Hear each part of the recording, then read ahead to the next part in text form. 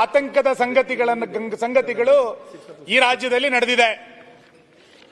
ನಾನು ಎಲ್ಲ ಘಟನೆಗಳನ್ನ ವಿವರಣೆ ಮಾಡಲಿಕ್ಕೆ ಹೋಗೋದಿಲ್ಲ.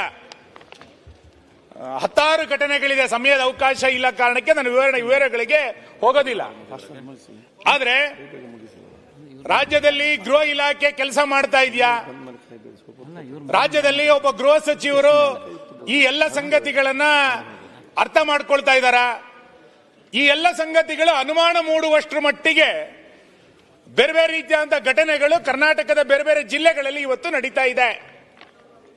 ನನಗೆ ಅನುಮಾನಗಳು ಹುಟ್ಟಿಸುವಂತದ್ದು, ಇಷ್ಟೆಲ್ಲ ಘಟನೆಗಳು ನಡೆದಾಗ ಪೊಲೀಸರ ದಕ್ಷತೆ ಕಡಿಮೆ ಆಗಿದೆ ಅಂತ ನಾನು ಆರೋಪ ಮಾಡಲ, ಅಥವಾ ಗೃಹ ಇಲಾಖೆ ಗೃಹ ಸಚಿವರ ಒಟ್ಟು ಇಲಾಖೆನಲ್ಲಿ ಇನ್ಯಾರ್ದಾದ್ರೂ ಹಸ್ತಕ್ಷೇಪ ನಡೀತಾ ಇದೆಯಾ, ಆ ಕಾರಣಕ್ಕೆ ಅವರಿಗೆ ಕೆಲಸ ಮಾಡ್ಲಿಕ್ಕೆ ಆಗ್ತಾ ಇಲ್ವಾ?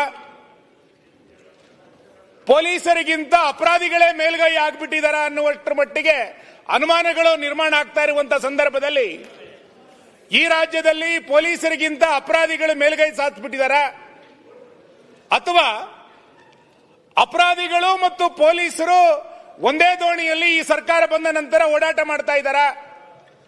ಈ ರೀತಿಯಾದಂತಹ ಬೇರೆ ಬೇರೆ ರೀತಿಯಾದಂತಹ ಪ್ರಶ್ನೆಗಳು ಇವತ್ತು ಉದ್ಭವ ಆಗಲಿಕ್ಕೆ ಪ್ರಾರಂಭ ಆಗಿದೆ. ನಾನು ತುಂಬಾ ಘಟನೆಗಳಿಗೆ ವಿವರಗಳಿಗೆ ಹೋಗೋದಿಲ್ಲ. ಗೃಹ ಇಲಾಖೆ ಅಪರಾಧಿಗಳಿಗೆ ಜನಸ್ನೇಹಿ ಆಗಿಬಿಟ್ಟಿದೆ ಎನ್ನುವಷ್ಟರ ಮಟ್ಟಿಗೆ ಇವತ್ತು ಪೊಲೀಸ್ ಇಲಾಖೆಯ ವರ್ತನೆಗಳು, ಗೃಹ ಇಲಾಖೆಯ ವರ್ತನೆಗಳು ನಡೀತಾ ಇದೆ. ಮಾನ್ಯ ವಿರೋಧ ಪಕ್ಷದ ನಾಯಕರು ನಿನ್ನೆ ಉಲ್ಲೇಖ ಮಾಡಿದ್ರು, ಹಂಪೆಯಲ್ಲಿ ವಿದೇಶಿ ಮಹಿಳೆಯ ಮೇಲೆ ಆದಂತ ಅತ್ಯಾಚಾರದ ಪ್ರಕರಣ. ಬಹುಶಃ ಇದೊಂದು ಸಣ್ಣ ಘಟನೆ ಅಥವಾ ಇನ್ಯಾವುದೋ ಒಬ್ರು ಅತ್ಯಾಚಾರ ಆಗಿದೆ, 4 ಜನರನ್ನು ಬಂಧನ ಮಾಡಿಬಿಟ್ಟಿದೀವಿ, ಆಗ ಅಷ್ಟರ ಮಟ್ಟಿಗೆ ಪೊಲೀಸರ ಹೆಗ್ಗಳಿಕೆ ಅಂತ ನಾನು ಅನ್ಕೊಳ್ಳೋದಿಲ್ಲ. ಪ್ರವಾಸೋದ್ಯಮದ ದೃಷ್ಟಿಯಿಂದ ಹಂಪೆ ಯುನೆಸ್ಕೋದ ಪಾರಂಪರಿಕಕ್ಕೆ ಸೇರಿಸಿಕೊಂಡು ಇವತ್ತು ಅಂತಾರಾಷ್ಟ್ರೀಯ ಮಟ್ಟದಲ್ಲಿ ಹಂಪೆ ಪ್ರಸಿದ್ಧಿ ಆಗಿರೋದನ್ನ ನಾವು ಕಂಡಿದ್ದೇವೆ. ಇಂಥ ಪ್ರದೇಶದಲ್ಲಿ ಒಂದು ವಿದೇಶಿ ಮಹಿಳೆಯ ಮೇಲೆ ಅತ್ಯಾಚಾರ ಆದ್ರೆ ಕರ್ನಾಟಕದ ಘನತೆ ಯಾವ ಹಂತಕ್ಕೆ ಹೋಗ್ಲಿಕ್ಕೆ ಸಾಧ್ಯ ಇದೆ?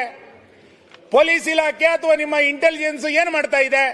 ಯಾಕೆ ಇದನ್ನ ಗೃಹ ಇಲಾಖೆ ಸಮರ್ಥವಾಗಿ ನಿಭಾಯಿಸೋದ್ರಲ್ಲಿ ವಿಫಲ ಆಗಿದೆ ಅನ್ನುವಂಥದ್ದು ಇವತ್ತು ಅನುಮಾನಗಳನ್ನು ಮೂಡಿಸ್ತಾ ಇದೆ. ಮಾನ್ಯ ಅಧ್ಯಕ್ಷರೇ, ನನಗೆ ಆಶ್ಚರ್ಯ ಆಗೋದು ಗೃಹ ಇಲಾಖೆಯ ಯೋಚನಾ ಲಹರಿಯ ಬಗ್ಗೆ. ಕಳೆದ 2 ತಿಂಗಳ ಕೆಳಗಡೆ ಬಹುಶಃ ಬೆಂಗಳೂರಿನಲ್ಲಿ ಒಂದು ಗೋವಿನ ಕೆಚ್ಚಲನ್ನ ಕೊಯ್ದರು. ಇಡೀ ರಾಜ್ಯದಲ್ಲಿ ಒಂದು ದಿನ ಬಹಳ ದೊಡ್ಡ ಪ್ರಮಾಣದಲ್ಲಿ ಸುದ್ದಿ ಆಯಿತು. ಗೋವಿನ ಕೆಚ್ಚಲನ್ನ ಅಮಾನುಷವಾಗಿ ಗೋವನ್ನ ಕಡಿತಾರೆ, ಗೋವನ್ನ ಅಕ್ರಮವಾಗಿ ಸಾಗಾಣಿಕೆ ಮಾಡ್ತಾ ಇದ್ದಾರೆ, ಇದ್ರ ಬಗ್ಗೆ ಹೋರಾಟಗಳು ಇವೆಲ್ಲವೂ ನಡೀತಾ ಇದೆ. ಆದ್ರೆ ಕರ್ನಾಟಕದಲ್ಲಿ ಮೊದಲನೇ ಬಾರಿಗೆ ಗೋವಿನ ಕೆಚ್ಚಲನ್ನ ಕೊಯ್ದಾಗ ಈ ಸರ್ಕಾರ ಇದನ್ನ ಬಹಳ ಗಂಭೀರವಾಗಿ ತೆಗೆದುಕೊಳ್ಳುತ್ತೆ.